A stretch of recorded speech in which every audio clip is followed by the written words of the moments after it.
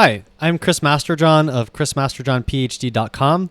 I have a PhD in nutritional sciences, and today I want to talk to you about the evolution of diverse vitamin D requirements.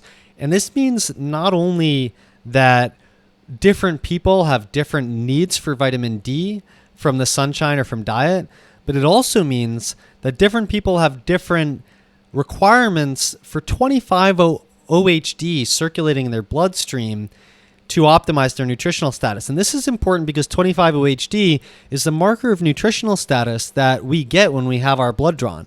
And so what I'm arguing here is that it is actually too simplistic to take someone's 25-OHD and determine from that number whether they should be supplementing or not. We actually need to take a more nuanced and sophisticated view.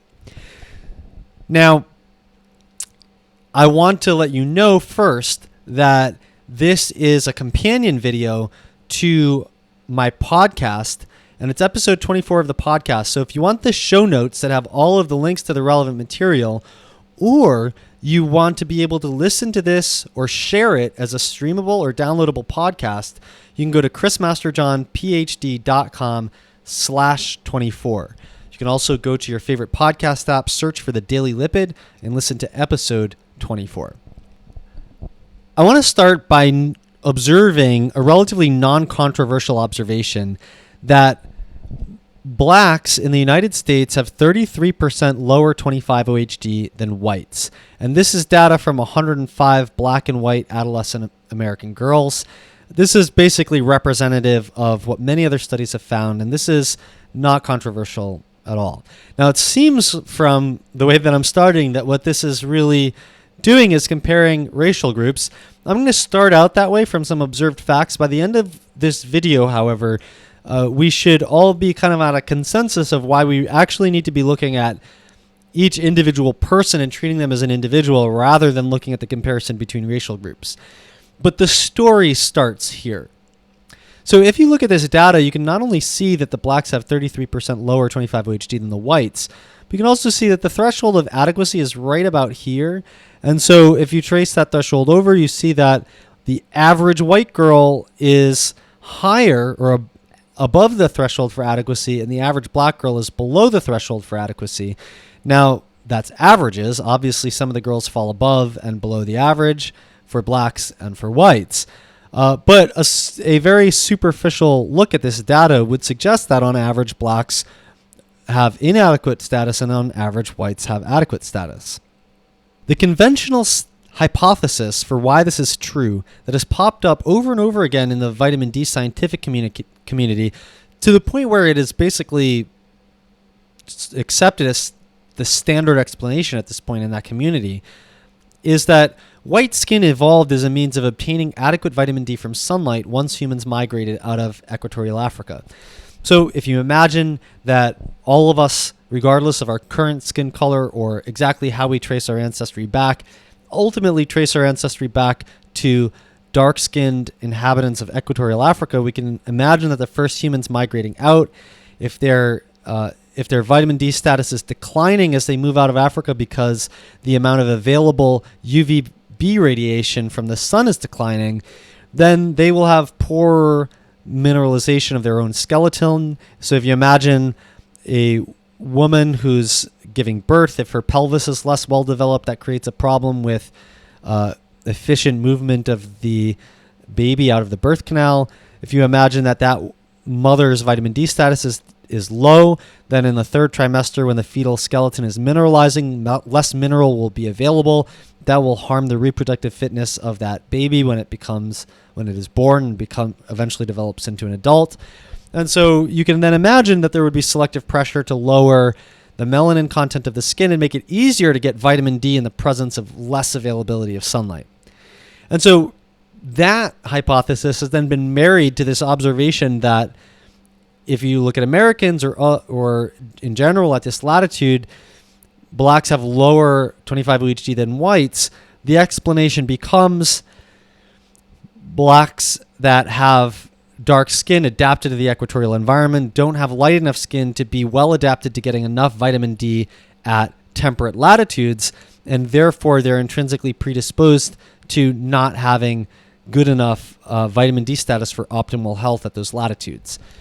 Now, there are some problems with this. There is some support for it, and there's some problems with it. I'm not going to go through all of the details, but I want to show you three key central problems that should make us question this hypothesis.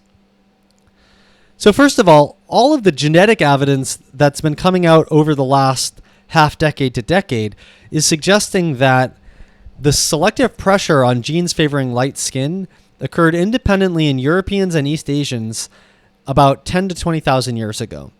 Now that's a big problem for this hypothesis because modern humans are thought to have migrated out of Africa over 100,000 years ago. And there are some arguments that maybe it was a little more recent, or maybe it was very ancient and there were multiple migrations. But no matter how you splice it, there is a huge gap between when we migrated out of Africa and when we started developing light skin. And so if that's the case, if selective pressure was so strong from moving to less equatorial latitudes, then why wasn't that selective pressure there as soon as that migration started happening?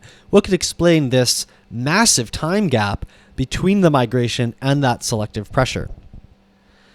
The second problem is that when you aggregate all of the data across the globe, what you see is that in Caucasians, represented by this dotted line, the further you get away from the equator, the lower the 25-OHD that you have.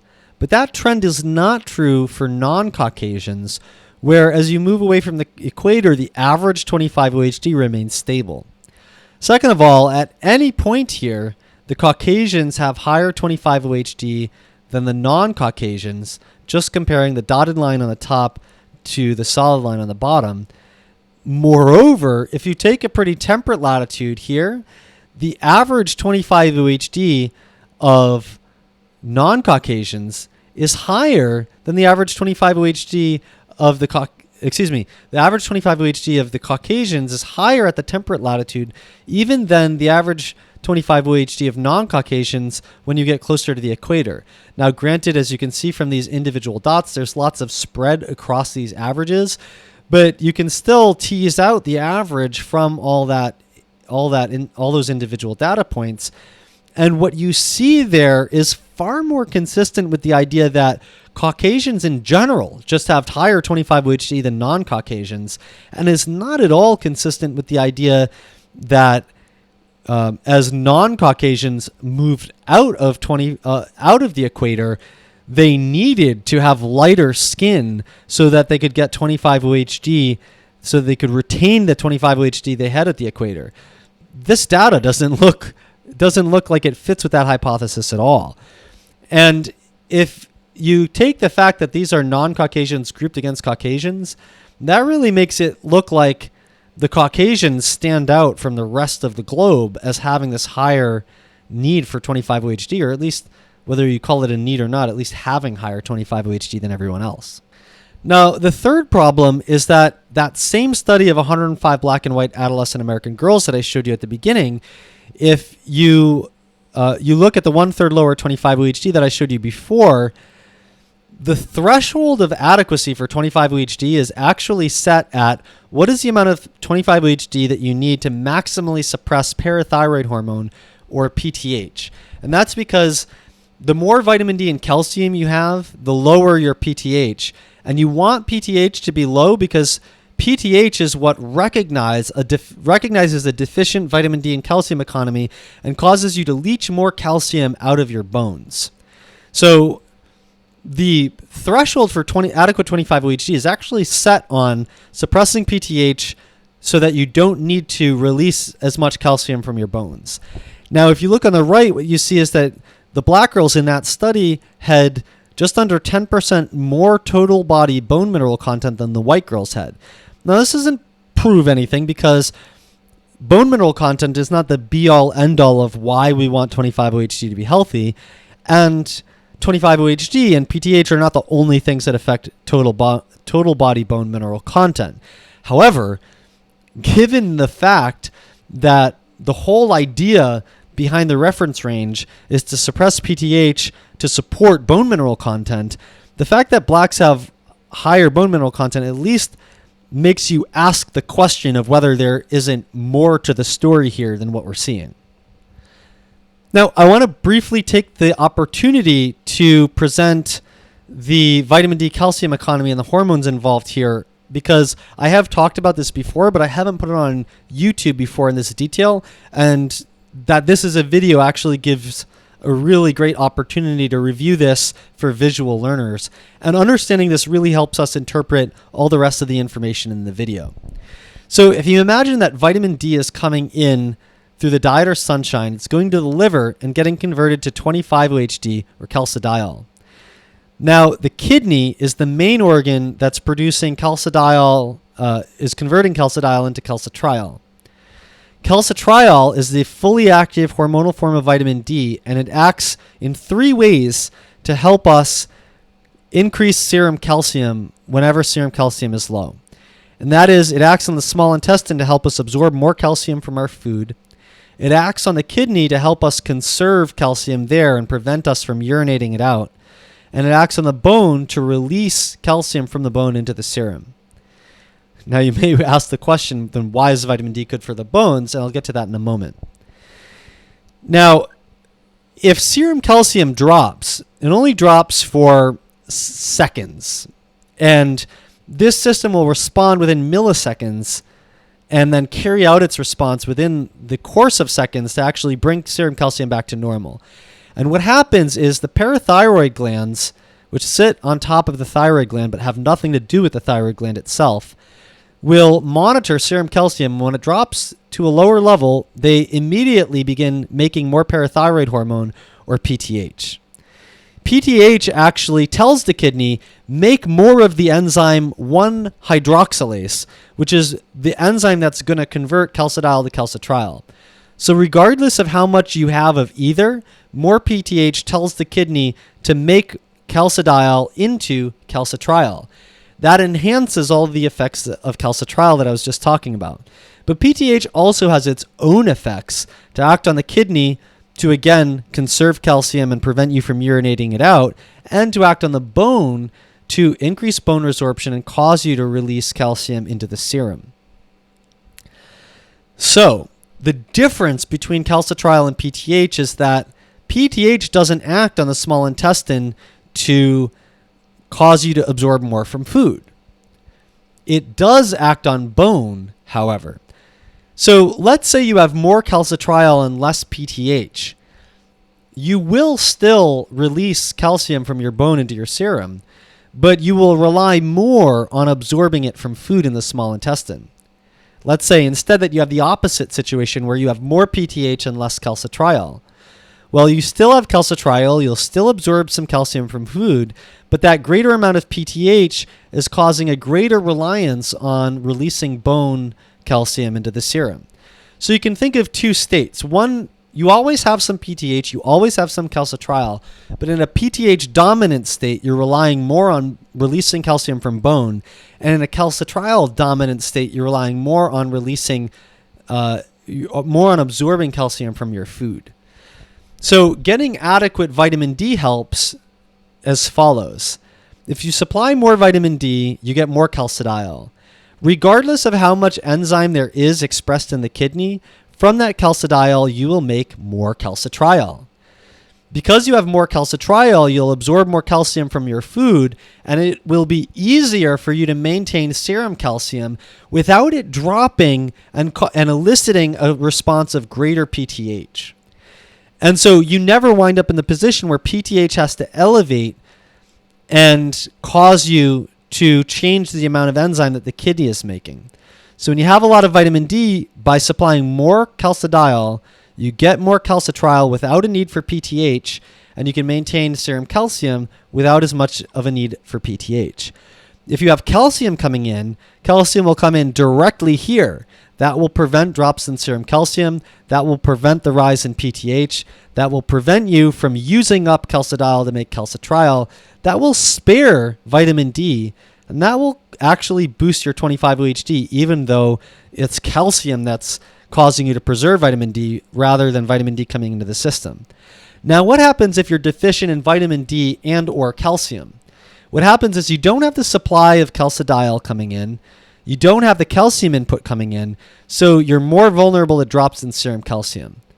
You don't ever see that when you measure serum calcium unless you're really, really deficient. What you actually see is the cumulative effect of your parathyroid gland saying, we need to make more PTH. That more PTH says, you know what, I don't care if you have whatever your amount of calcidiol is there, you're going to make more of this enzyme. I'm going to force you to turn that into calcitriol.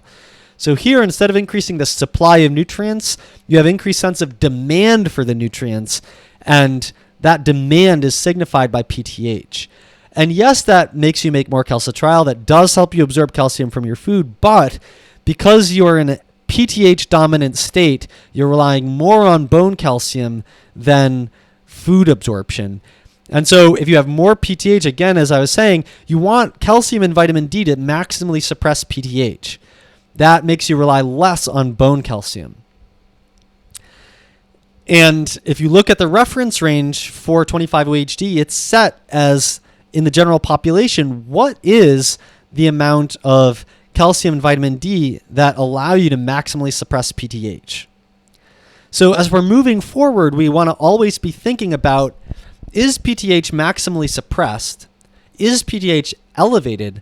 And are you, in between the two hormones, are you in a relatively PTH dominant state, or are you in a relatively calcitriol dominant state? So let's start pulling this apart in greater detail by looking at a little bit of what we know about the genetics in African Americans and white Americans and how that differs with respect to vitamin D metabolism. And we don't know a lot. There's not a lot out there, but there is some. And I'm going to show you some data from one study. And this study found correlations between African American 25-OHD and numerous genes. Some of the ones that they looked at and found some contribution of were 7-dehydrocholesterol, which is the precursor to vitamin D that's in our skin that gets hit by sunlight to make vitamin D. One was 25-hydroxylase, and that is the enzyme in our liver that converts vitamin D to 25-OHD. Another was vitamin D binding protein, which carries 25-OHD in the blood, and also the enzyme that degrades calcitriol. But what I want to focus here is on the 1-hydroxylase, which is the enzyme that converts 25-OHD to 1,25-dihydroxyvitamin D, or calcitriol. Now, there's a lot on this graph, or on this set of graphs, and I want to show you step by step some of the things to take away from this. So first of all, if you look at the left panel, what we see is 25-OHD in African Americans on the left and white Americans on the right, separated by their genetics for this enzyme in the kidney that converts 25-OHD to calcitriol. And in the yellow is shown the ancestral allele, homozygous. In the red is shown the variant allele, homozygous. And in the orange is shown people who are heterozygous, who have one ancestral allele and one variant allele. And so first thing to take away from this is that in African Americans, the referent allele or ancestral allele is associated with 36% lower 25-OHD compared to the variant allele. And that is about the same decrement in 25-OHD that we saw earlier when we compared African American girls to white American girls. Now, the second thing that I want you to see from this is that if you compare African Americans who are homozygous with the variant allele to white Americans, their 25-OHD is the same. So you could actually say that this one variation here actually accounts for the entirety of that lower 25-OHD in African Americans versus white Americans. Now, this is incredible because this polymorphism has nothing to do with skin color. It is made in it's active in the kidney primarily, not in the skin. And it has nothing to do with vitamin D production. It's about vitamin D metabolism.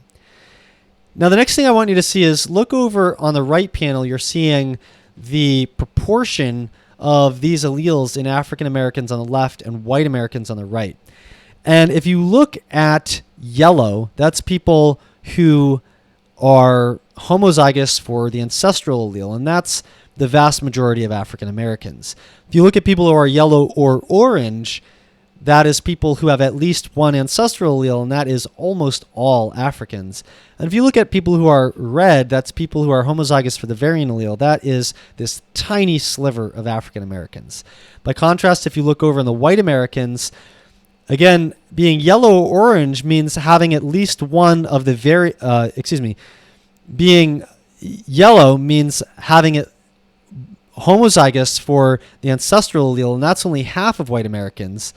Now, it's still the case that most white Americans have at least one ancestral allele, but if we flip this around and point out that being red or orange means having at least one of the variant allele, then we see that that's half of white Americans, and it's only about a quarter of African Americans.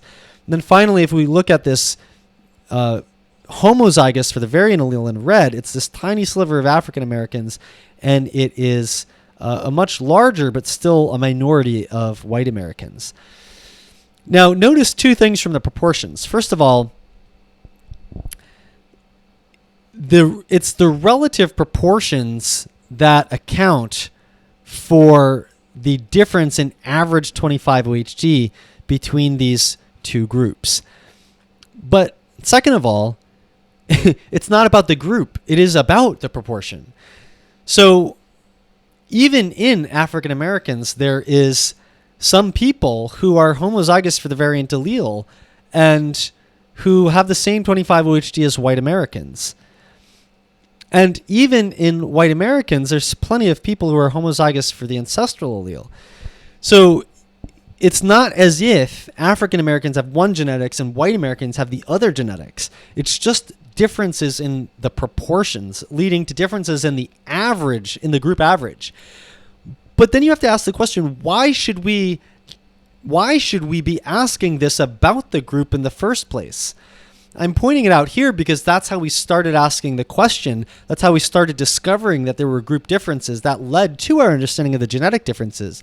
But now that we have an understanding of the genetic differences, we have to realize that it's not about the group, it's about the individual who has those genes. And then B, those genes don't have anything to do with skin color, which is the biological basis by which we're defining these groups. And whether you're defining them by skin color or by ancestry associated with that skin color, it's still a fact that these divisions between racial groups originated because of social divisions, and they don't actually correlate to or define the biological differences that we're interested in. Now, I want to bring your attention to one last thing from this slide that's actually kind of a puzzle, and that is, if you look just within white Americans, there's no effect of this genetic polymorphism. How can it have such a dramatic effect on African Americans and such lack of effect on white Americans? Well, it must be, assuming that it's a cause and effect relationship, which it probably is because we don't choose our genes, so they're kind of randomized in that sense. If we make that assumption, then it must be something about the context in which that genetic polymorphism is operating in. That could be the context of other genes, or it could be a context of a diet and lifestyle factor. And the fact is, I don't know. No one really knows what mechanistically this gene is doing within African Americans and white Americans. If we knew that, we could get much closer to having an understanding of why would we see the effect in one group and not the other. But I want to put forth a hypothetical possibility that can explain this. And that is, maybe this genetic polymorphism, maybe the ancestral allele allows us to gain more calcitriol without a need for PTH when calcium intakes are consistently marginal. And let us take the same American population that we're looking at here. Let's look at calcium intakes in whites and blacks. This is separated by osteoporosis risk, high, moderate, low. But just look at white total calcium and black total calcium and trace it to any of these groups. A little over a gram versus a little over 600 milligrams. A little over 900 milligrams versus almost 500 milligrams. A little under a gram versus a little under 600 milligrams. No matter how you splice it, blacks have a little bit more than half the calcium intake than whites do. And that's partly due to differences in supplemental calcium and partly in diet. And so maybe in diet, it's due to higher perceived lactose intolerance among African Americans.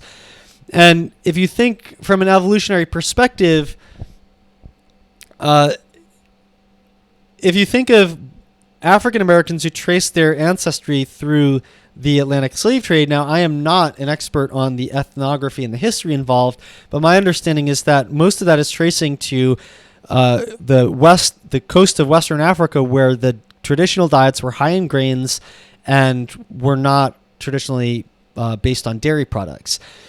And it may be the case that most whites are tracing their ancestry, in the case of Western Europe, to cultures where dairy had a much greater prevalence and historical role.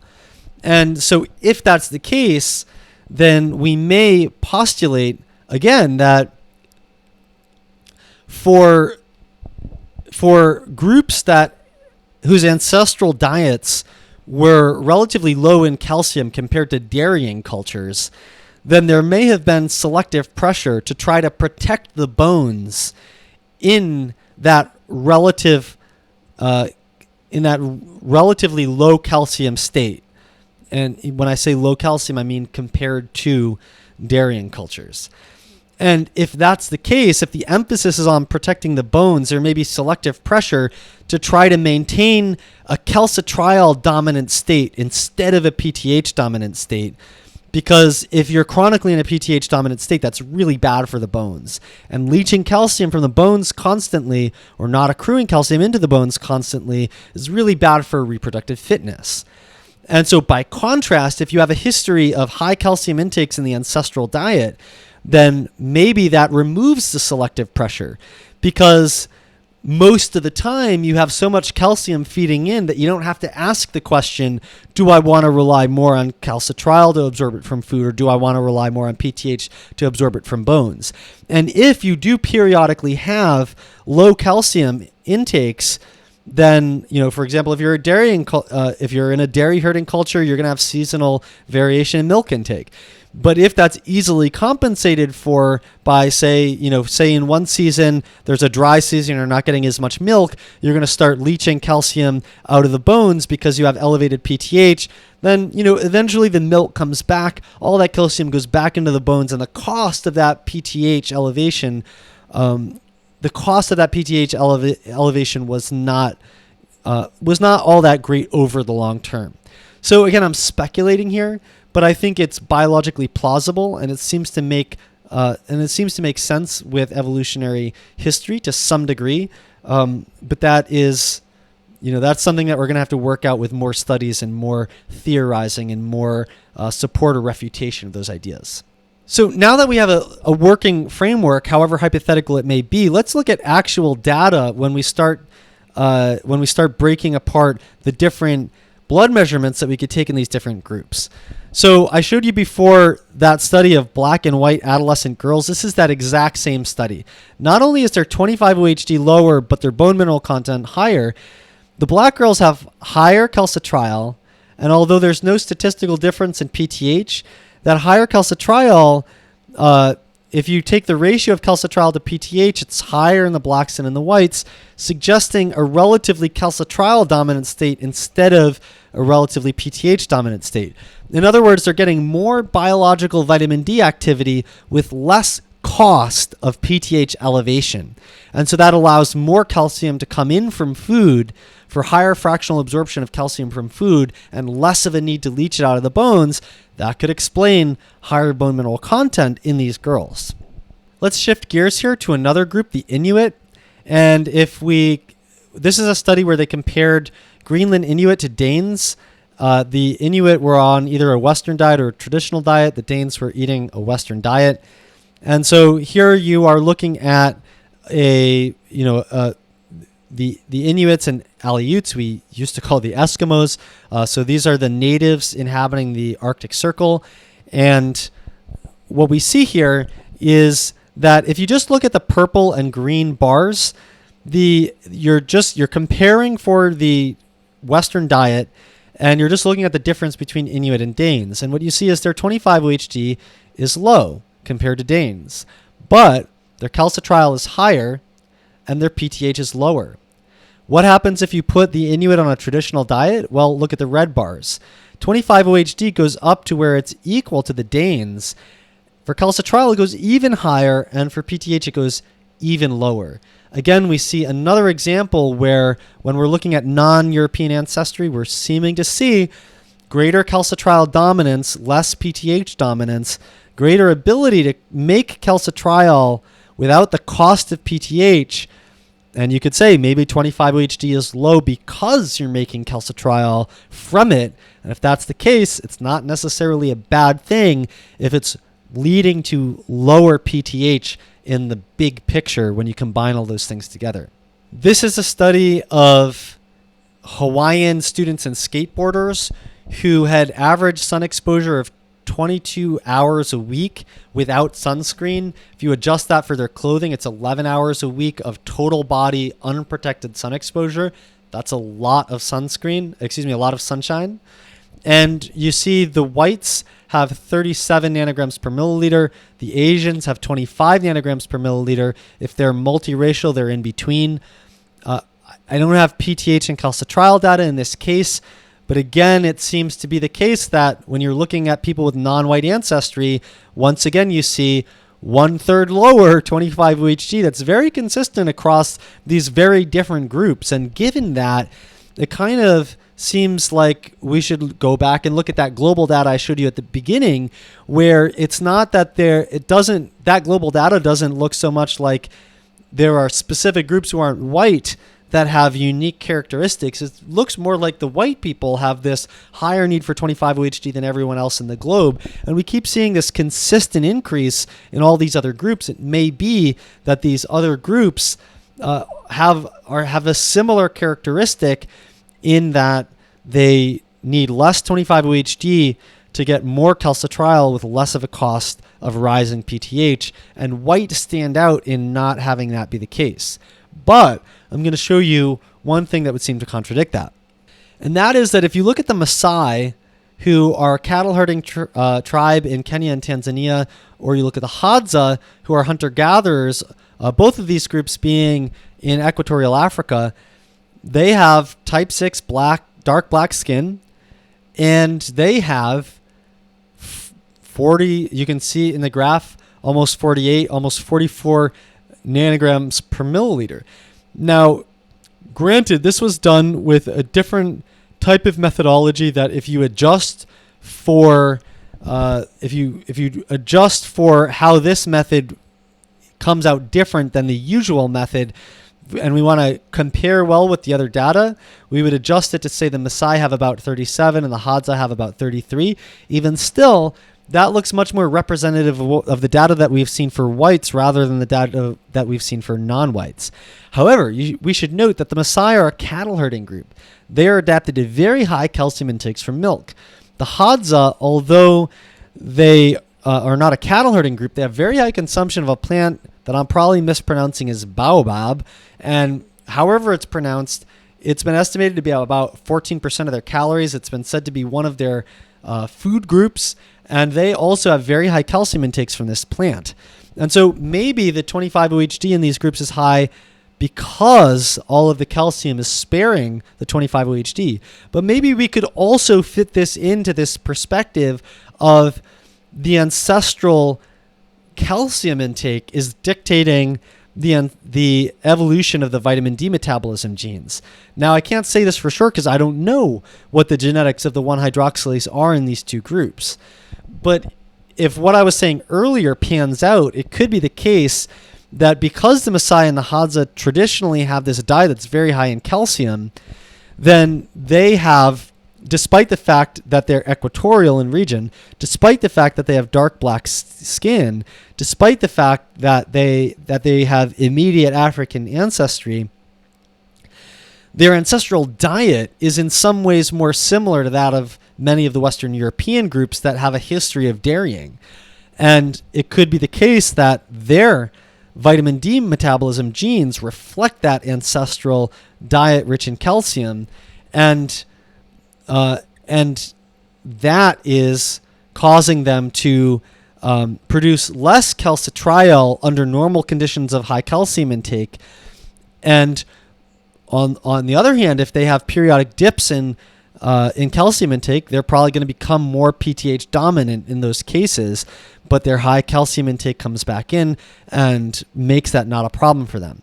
Is that the case? I don't know, because I don't know their genetics, but it certainly seems to, at this stage of the game, fit in line with that model. So what I would say is that for practical purposes, to some degree, we can say maybe it's less likely that if we observe someone with non-white ancestry as having, say, a 25 OHD of 25 nanograms per milliliter, maybe it's less likely that they need to supplement with vitamin D than if we observe the same thing in someone with white Western European ancestry. But ultimately, those racial categories are not getting at the root of the issue, which is what are the genetics in the vitamin D metabolism genes. And I don't think we're there yet to practically apply those genetics in a way that we can know what all of them are doing in combination and how they're dictating someone's vitamin D requirement. And I think we'll never be in the position to be able to just take an algorithm from the genes and dictate a calcium and vitamin D recommendation. However, the more we learn about the genetics, the more we will gain insight into what's going on in someone's body. But in the future and now, it's always going to be important to measure blood markers, because that's the markers of what actually is happening physiologically. And the thing with 25 OHD is that it could be low because of low input, but it could be low because of high demand, or it could be low because you have this genetic greater potential to produce more calcitriol with less of a cost to elevating PTH. And those different things can be good or bad, and they have different practical implications. So what we want to do is start constructing a bigger picture by measuring more things about the metabolism. And measuring calcitriol can be useful, but it doesn't tell you, if calcitriol is higher, for example, it doesn't tell you whether it's higher because your body is perceiving a need for it to be higher because of deficiency, or because you just have these genetics favoring a greater calcitriol. So measuring PTH always makes sense, in my personal opinion. And based on what I've looked at, it seems that the point of maximal PTH suppression is somewhere at, around, or under 30 picograms per milliliter.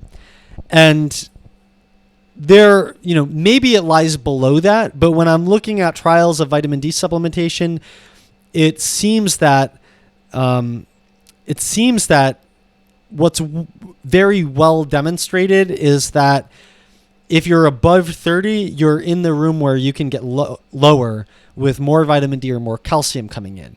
So I would prefer to see PTH at, around, or below 30.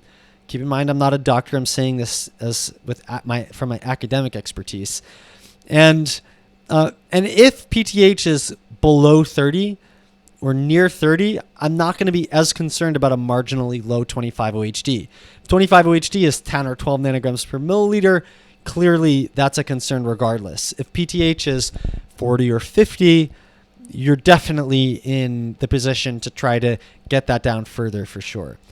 All right, so those are the practical conclusions. Again, remember that if you want the downloadable or streamable podcast, or you want to look at the links to all of the relevant materials and resources, go to chrismasterjohnphd.com/24. Thank you so much for watching this video. I hope you found it valuable. And until then, signing off, this is Chris Masterjohn of chrismasterjohnphd.com, and I'll see you next video.